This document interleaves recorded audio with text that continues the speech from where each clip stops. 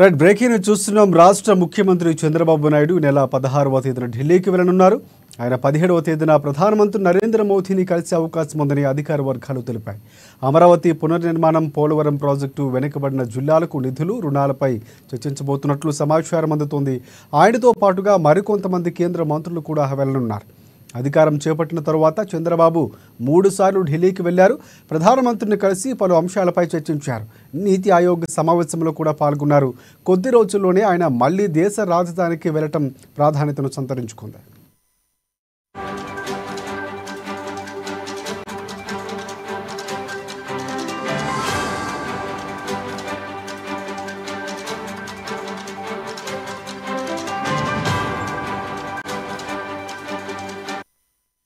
Right breaking చూస్తున్నాం. రాష్ట్ర ముఖ్యమంత్రి చంద్రబాబు నాయుడు నెల 16వ తేదీన ఢిల్లీకి వెళ్లనున్నారు.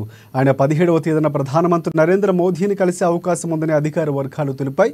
అమరావతి పునర్నిర్మాణం, పోలవరం ప్రాజెక్టు, వెనుకబడిన జిల్లాలకు నిధులు, రుణాలపై చర్చించనున్నట్లు సమాచారం అందుతోంది.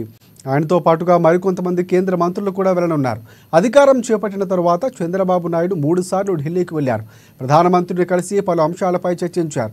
నీతి ఆయోగ్ సమావేశంలో కూడా పాల్గొన్నారు. కొద్ది రోజుల్లోనే ఆయన మళ్లీ దేశ రాజధానికి వెళ్తూ ఉండడం ప్రాధాన్యతను సంతరించుకుంది.